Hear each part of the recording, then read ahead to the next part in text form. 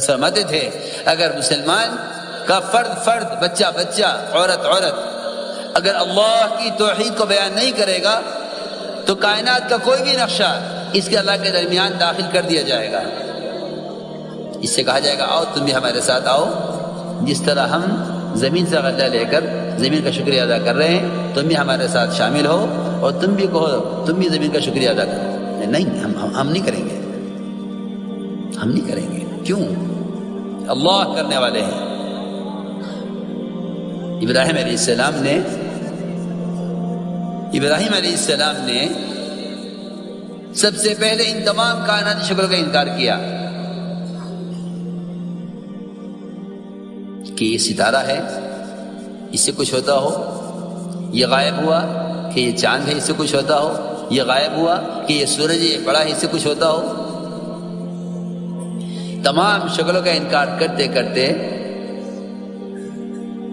جب ماں باپ اور نمرود تک بات پہنچی، اس لیے کہ باطل مقابلے پر آتا ہی جب ہے جب اللہ کی توحید بیان کی جاتی ہے. عجیب بات ہے،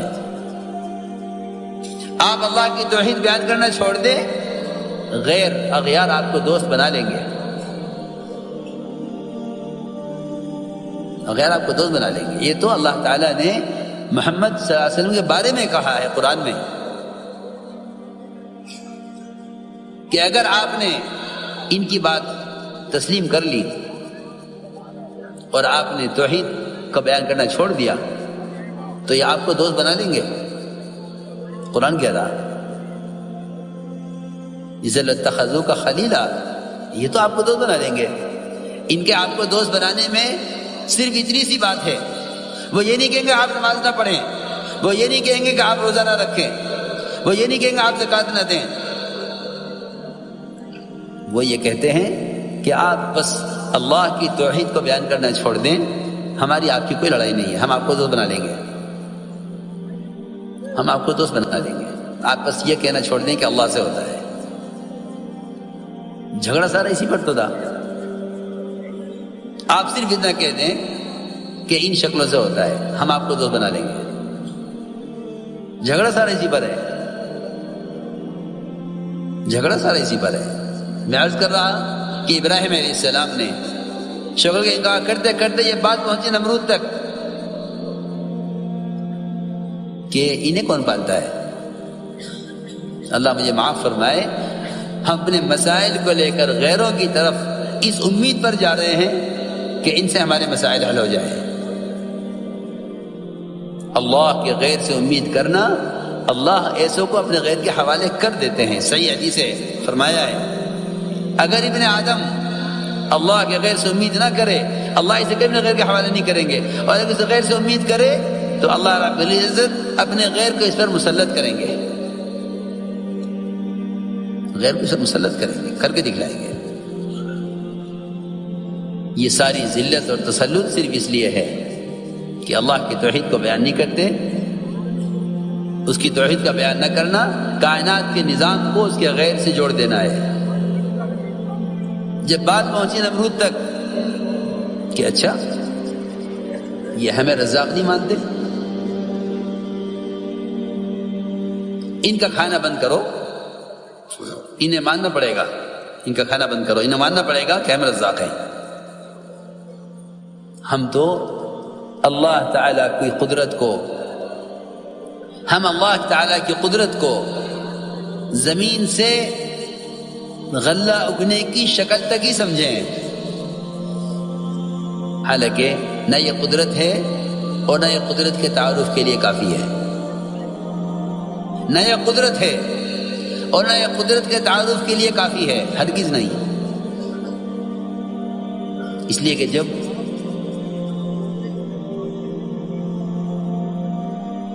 کمائی کے نقشوں پر غیروں کا قبضہ ہو جائے گا تو مسلمان ہی سوچے گا کہ نقشے تو ان کے ہاتھ میں، میرے ہاتھ میں تو ہے نہیں، تو ہمیں ان کے ساتھ کوئی دینی سمجھوتا کر لینا چاہیے جس سے ہم ان کا یہ مطالبہ پورا کر دیں، یہ ہمیں کمائی کے نقشے دے دیں۔ جب بھی تصور میں یہ بات آئے گی کہ اسباب معاش اللہ کے غیر کے ہاتھ میں ہیں، تو یقینی بات ہے کہ مسلمان کسی نہ کسی موقع پر اپنے دین کو چھوڑے گا اسباب معاش حاصل کرنے کے لیے۔ اس کی کھلی مثال ہے۔ میں کیا کروں؟ مجھے تو کمانا ہے کہ نہیں، یہ ملازمت حرام ہے۔ میں کیا کروں؟ مجھے تو کمانا ہے۔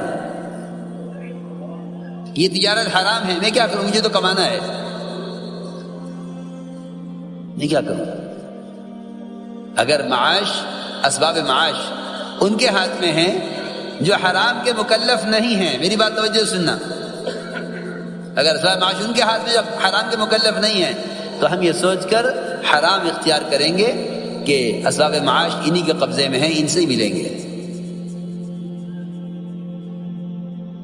جب معاملہ تنگ ہوا ابراہیم علیہ السلام پر،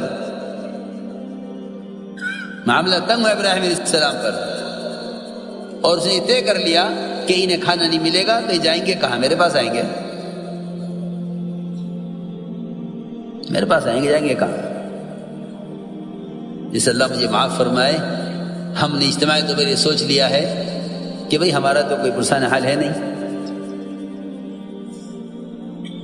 میں قسم کھا کر کہہ سکتا ہوں، اگر مسلمان اپنے آپ کو قوم سمجھے گا تو پھر یہ قومیت کی بنیاد پر مغلوب ہو کر رہے گا۔ مسلمان قوم نہیں ہے، اسلام قومیت کا نام نہیں ہے، اسلام قومیت کا نام نہیں ہے، اسلام اطاعت کا نام ہے۔ مسلمان کسی قوم کا نام نہیں ہے۔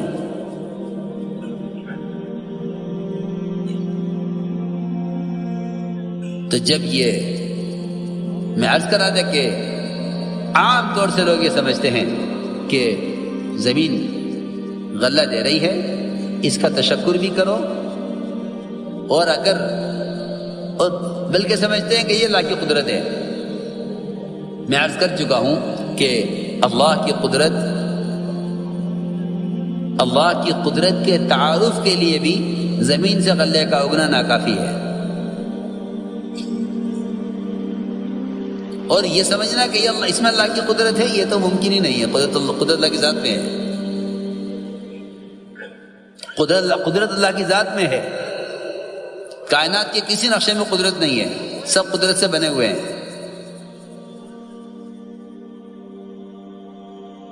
بلکہ جب ابراہیم علیہ السلام کے لیے کھانا بند ہو گیا، صرف اس لیے تاکہ مجبور ہو کر ہمارے پاس آئیں،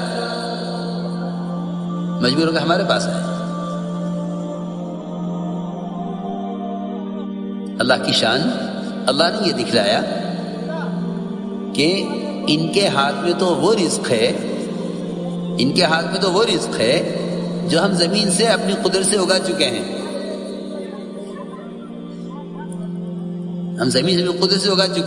ہماری قدرت یہ نہیں کہ ہم زمین سے غلہ اگا رہے ہیں، ہم تمہیں اپنی قدرت سے کھانا دیتے ہیں۔ جو بوری مٹی کی بھری ہوئی گھر کی مرمت کے لیے لا کر رکھی گئی تھی، اللہ نے اس پوری مٹی کی بوری کو آٹے میں تبدیل کر دیا۔ رزاق ہم ہے۔ تو ہماری قدرت یہ مت سمجھو کہ ہم زمین سے غلہ دینے کے پابند ہیں۔ اس لیے میں عرض کر رہا ہوں، کائنات اللہ کا ضابطہ نہیں ہے،